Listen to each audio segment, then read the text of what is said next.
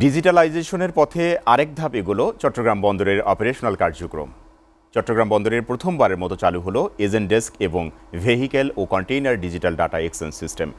এটি চট্টগ্রাম বন্দরের কার্যক্রমকে আরও দ্রুত, আধুনিক ও স্বচ্ছ করবে বলে মনে করছেন সংশ্লিষ্টরা। চট্টগ্রাম থেকে অমিত দাসের ক্যামেরায় মৃন্ময় বিশ্বাসের প্রতিবেদন।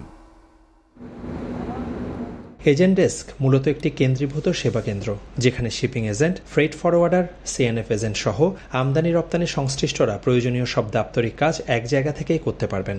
এর ফলে সময় ও খরচ বাঁচবে, কাগজপত্র যাচাই ও অনুমোদন প্রক্রিয়া হবে দ্রুত, আর সমস্যার সমাধান মিলবে তাৎক্ষণিকভাবে।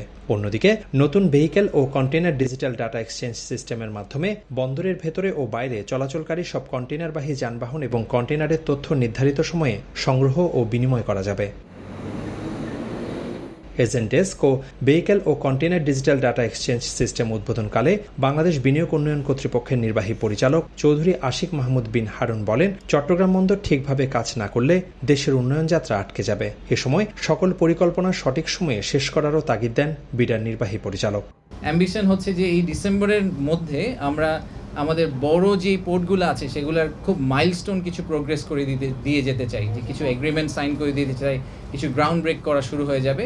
বেশ কিছু জায়গায় আপনারা এমন একটা জায়গায় আমরা নিয়ে যাব যেখানে চাকা গড়ানো শুরু করেছে, এরপর আছে এই চাকাটা থামানো সম্ভব না। বন্দর সংশ্লিষ্টরা বলছেন, এই দুটি সেবা চালুর কারণে আমদানি রপ্তানি প্রক্রিয়া আরও সহজ ও দ্রুত হবে, যা দেশের বাণিজ্য প্রতিযোগিতা সক্ষমতাকে এক ধাপ এগিয়ে নেবে। সবাইকে যদি আমরা একসাথে যদি করে আমরা এটাকে যদি মানে ম্যানুয়ালি বাদ দিয়ে সব কিছু যদি আমরা অনলাইনে করতে পারি, তাহলে এখানে কারাপশন যেমন কমবে, আপনার অনেক ইজি হয়ে যাবে, সময়ও বাঁচবে। এই সেবা দুটি ওয়ান স্টপ সার্ভিসের মতো আরও উন্নত সেবার সংস্করণ বলেও জানান বন্দর কর্মকর্তারা। মৃন্ময় বিশ্বাস, এসএটিভি, চট্টগ্রাম।